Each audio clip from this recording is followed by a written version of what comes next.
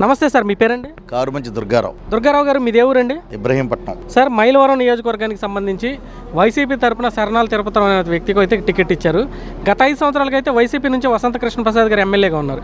మరి అసలు ఆయన్ని కాదని చెప్పేసి ఇతనికి టికెట్ ఇవ్వడం, ఈ ప్రాంతంలో అసలు ఎలా ఉంది? ఇప్పుడు ఇక్కడ ఎవరు గెలుస్తారని మీరు అనుకుంటున్నారు?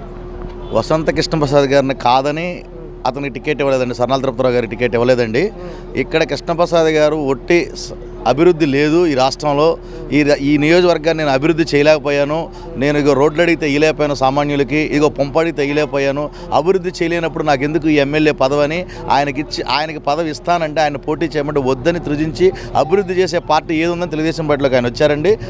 కాబట్టి ఈయన వచ్చారు కాబట్టి ఈ పార్టీలోకి ఈయన ఓడించాలని జగన్మోహన్ రెడ్డి గారు ముఖ్యమంత్రి గారు ఒక కుటిలమైన నిర్ణయంతో సామాన్యుడనే పేరుతో శరణాల తిరుపతిరావు అంటే ఈ నియోజకవర్గం మీద ఎటువంటి అవగాహన లేని వ్యక్తిని, నియోజకవర్గం మీద ఎటువంటి అసలు ఈ నియోజకవర్గంలో ఏం జరుగుతుంది, ఈ నియోజకవర్గంలో వనరులు ఎక్కడ ఉన్నాయి, ఈ నియోజకవర్గంలో అభివృద్ధి ఎక్కడ చేయాలి, ఈ నియోజకవర్గంలో అసలు వాటర్ ఎక్కడ కావాలి అని ఎన్ని ఎకరాల పంట పొలాలు ఉన్నాయి, ఎన్ని ఎకరాల బీడు భూములు ఉన్నాయి, అసలు ఇక్కడ ఏముంది విస్తరణ ఏంటనే తెలియని అసలు నియోజకవర్గానికి ఆలు మొదలు తెలియని వ్యక్తిని తీసుకొచ్చి ఒక ఎమ్మెల్యే వ్యక్తికి నిలబట్టి ప్రజలను బలి చేయాలని చూస్తున్నాడు ఈ జగన్మోహన్ రెడ్డి గారు. కాబట్టి కృష్ణప్రసాద్ గారికి ఈ 5 సంవత్సరాల్లో, అంతకుముందు ఒక సంవత్సర కాలం అంటే ఎమ్మెల్యేగా రాకముందు సంవత్సర కాలం, 6 సంవత్సరాల కాలం, ఈ సంవత్సరం 7 సంవత్సరాల కాలంలో ఆయనకి నియోజకవర్గం మీద పూర్తి అవగాహన ఉంది. ఎక్కడి నుంచి ఎక్కడికి రోడ్లు వేయాలి, ఎక్కడి నుంచి ఎక్కడ ప్రజలకు అభివృద్ధి చేయాలి, ఇక్కడ సాగునీటికి ఎంత నీళ్లు కావాలి, బీడు భూములు బాగు చేయడానికి ఎంత నీరు పులిచింతలను తెచ్చుకోవాలి, ఈ చింతలపూడిని తెచ్చుకోవాలనే అవగాహన ఉన్న వ్యక్తి కాబట్టి నేను చంద్రబాబు నాయుడు గారి నాయకత్వంలో అభివృద్ధితో పాటు సంక్షేమాన్ని కూడా బలపరుస్తామని చెప్పని ఇక్కడ ఆయన గెలవడానికి వచ్చాడు. కాబట్టి ఈ మైలవరం ప్రజలందరూ కూడా ఆయన గెలిపించడానికి, వసంత కృష్ణ గెలిపించడానికి ముందున్నారు.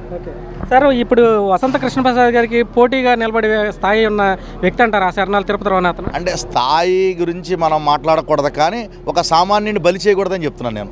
అంటే నేను జగన్మోహన్ రెడ్డి గారు చెప్పేదంటే ఒక సామాన్యుని బలి చేయకూడదు, మీ కుటిలమైన నిర్ణయాలకి, మీ కుతంత్రాలైన పద్ధతులకి ఒక సామాన్యుని బలి చేయకూడదు. ఏమీ తెలియని ఒక సామాన్యుని తెచ్చి అతను బలి చేయకూడదని నేను జగన్మోహన్ రెడ్డి గారు నా ఎస్టీలు బీసీలు అనే జగన్మోహన్ రెడ్డి మొదటి నుంచి ఈ ఎస్టీలు బీసీలని బలి చేసుకుంటూ వస్తున్నాడు. ఈరోజు రాజకీయం కూడా వీళ్ళని బలి చేయాలని చూస్తున్నాడు. ఇది ఎన్నికలు అయిన తర్వాత వాళ్ళకి అర్థమవుతుంది. అసలు ఈ ప్రాంతం మీద అతనికి ఏమైనా అవగాహన ఉందా? తిరుపతిరావు ఆయన ఒక ఎంపీటీసీ గానో వార్డు మెంబర్ గానో ఓడిపోతే ఇదే వసంత వెంకటకృష్ణ ప్రసాద్ గారు ఆయన మైలవరంలో జెడ్పీటీసీగా నిలబెట్టి గెలిపించిన వ్యక్తి. ఆ రోజు తెలుగుదేశం పార్టీలో ఎవరో ఎంపీటీసీలు జెడ్పీటీసీలు మా చంద్రబాబు నాయుడు గారి పిలుపు మేరకు నిలబడకపోవడం, ఎన్నికలకు దూరంగా ఉండమంటాం, దానిలో ఆ గెలుపు అందరూ నిలబడిన వాళ్ళందరూ గెలిచారు. 99% అందరూ ఆ విధంగా జెడ్పీటీసీ గెలిచిన వ్యక్తే తప్ప ఈ మైలవరం నియోజకవర్గంలో ఎన్ని గ్రామాలు ఉన్నాయి, ఎన్ని గ్రామాల్లో ఏటికి పంచాయతీ పేర్లు ఉన్నాయి, ఏటికి పంచాయతీలు లేని పని రెవెన్యూ గ్రామాల పేర్లు ఉన్నాయి అని పూర్తిగా అవగాహన లేని వ్యక్తి ఆయన. పాపం ఆయన తెచ్చి ఇక్కడ బలి చేస్తున్నారు ఈ జగన్మోహన్ రెడ్డి గారు. సో ఓవరాల్గా చూసుకున్నట్లయితే యాక్చువల్గా జోగి రమేష్ అనే వ్యక్తి ఇంతకుముందు మైలవరం, అతను పెడన వెళ్ళాడు, మళ్ళీ పెడన నుంచి పెనమలూరు వచ్చాడు. ఇన్ని నియోజకవర్గాలు ఉన్నా కూడా గత 5 సంవత్సరాల్లో ఈ మైలవరం నియోజకవర్గంలోనే ఎక్కువ వేలు పెడుతున్నటువంటి పరిస్థితి అని చెప్పేసి కృష్ణప్రసాద్ గారే బాహాటంగా చెప్పినటువంటి పరిస్థితి. ఏంటి సార్, ఎందుకని అసలు ఆయన ఇక్కడ నిజంగా వేలు పెడుతున్నాడు ఆయన? ఇప్పుడు నిన్నగాక మొన్న కూడా చూసాం, నాని వర్గం జోగి వర్గంతో అనుకున్నారు ఇబ్రహీంపట్నం కొండపల్లిలో. అంటే ఇక్కడికి ఎవరు వచ్చినా కానీ, ఏ అభ్యర్థి వచ్చినా కానీ వర్గం అనేది కామనం. కాబట్టి అది వాళ్ళ ముఖ్యమంత్రి, వాళ్ళ పార్టీలో వాళ్ళ నాయకులు ఆ వర్గాలను సూచించుకోవాలి. లేదంటే ఈరోజు కృష్ణప్రసాద్ గారు బయటకు వచ్చినట్టు రేపు ఇంకొకళ్ళు కూడా బయటకు వస్తారు ఈ వర్గాల వల్ల. అది వాళ్ళ పార్టీ అధినేత ఈ వర్గాలను కట్ చేసుకోవాలి. అది కట్ చేసుకున్నప్పుడు వాళ్ళ పార్టీకి వాళ్ళకే నష్టం. అది సార్, 5 సంవత్సరాల నుంచి తెలుగుదేశం పార్టీ ఎంపీగానే ఉన్నాడు కేసీఆర్ నాని. మరి చివరిలో చంద్రబాబుని వ్యతిరేకించి ఫస్ట్ నుంచి కూడా విభేదిస్తున్నట్టుగా కనిపిస్తుంది. మరి ఇప్పుడు వైసీపీలోకి వెళ్ళేసి ఈ నియోజకవర్గాన్ని నేను గెలిపించుకుంటా, నేనే గెలిపిస్తానని చెప్పేసి జగన్కి కూడా హామీ ఇచ్చినట్టుగా తెలుస్తుంది. అసలు ఆయన ఎంపీగా గెలుస్తాడా? మొదటగా అసలు ఈ నియోజకవర్గాన్ని ఆయన గెలిపించగలడా? నేను కేసీఆర్ నాని గారి మీద మాకు 10 సంవత్సరాల ఎంపీగా సదప్రాయం ఉందండి. ఆయన ఒక సంవత్సర కాలం క్రితం 2 సంవత్సరాల మీడియాలో మనం చెక్ చేస్తే నా దగ్గర డబ్బులు లేవు, నేను ఎంపీగా ఈసారి పోటీ చేయను అన్న తర్వాత ఇప్పుడు నేను పోటీ చేయను అన్న తర్వాత ఎవరో ఒకళ్ళని ఆల్టర్నేట్గా మనం చూసుకోవాలి. కాబట్టి ఇక్కడ సేవ చేస్తున్నటువంటి ఈయన చంద్రబాబు నాయుడు గారు మేము కేసీఆర్ చిన్ని గారికి ఇస్తాను, ఇంకోళ్ళకి ఇస్తామని చెప్పలా. చిన్ని గారు ఎన్టీఆర్ ట్రస్ట్ ద్వారా వచ్చి ప్రజలకు సేవ చేస్తానని చెప్పి వచ్చారు. ఈయన ఏదో ప్రొటెక్ట్ చేస్తున్నారు, నన్ను ఏదో చేస్తున్నారని నేను పోటీ చేయని చెప్పితే మళ్ళీ పోటీ చేయాలని ఆలోచన పెట్టుకొని గిల్టీ పెట్టుకొని ఆ పక్క పార్టీకి నిన్నటిదాకా ఆయన జగన్మోహన్ రెడ్డిని దుమ్మెత్తిపోతున్న వ్యక్తే. ఇక్కడ రాజధాని తీసేశాడు, ఇతనికి ఏం తెలుసు, పాలన చేయలేదు, ఒక తొగ్లక్కు పిచ్చి 3 రాజధానులు అన్నాడు, ఒక తొగ్లక్కు ముఖ్యమంత్రి అని తిట్టిన వ్యక్తే. ఈరోజు అక్కడికి వెళ్ళి అక్కడుండి నేను గెలుపిస్తాను. ఎవరైనా ఈ పార్టీ సింబల్ మీద గెలిచారు తప్ప వ్యక్తిత్వంతో ఎవరో గెలవరు. ఏ పార్టీలోనైనా ఆ పార్టీ సింబల్, ఆ పార్టీ అధినాయకుడు మీద అభిప్రాయాల మీద గెలుస్తారే తప్ప మన వ్యక్తిత్వంగా గెలిచే వ్యక్తులు అతి తక్కువ మంది ఉంటారు. అది ఒక పుచ్చలపల్లి సుందరయ్య గారు అంటే అలాంటి వ్యక్తులు తప్ప అతి తక్కువ మంది. అది మైలవరం నియోజకవర్గానికి లేదు.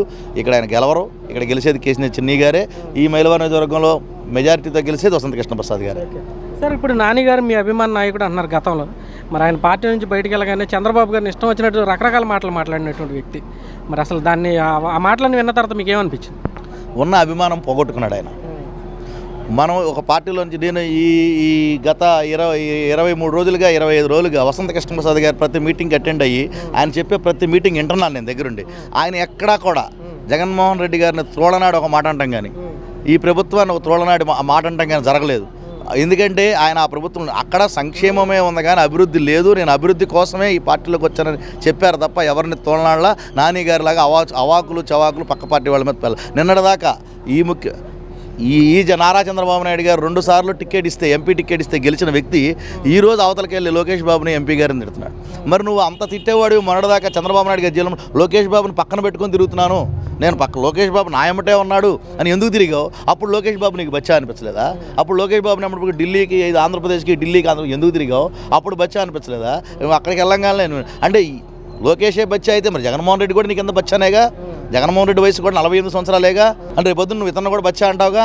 ఒకసారి మనం ఒక పార్టీలో ఉండి 10 సంవత్సరాలు అక్కడ ఎంపీ అనుభవించి పక్కకి వెళ్ళి తిట్టడం అనేది నీ వ్యక్తిత్వాన్ని నువ్వు తగ్గించుకున్నట్టే, నీ గొప్పతనాన్ని నువ్వు తగ్గించుకున్నట్టే.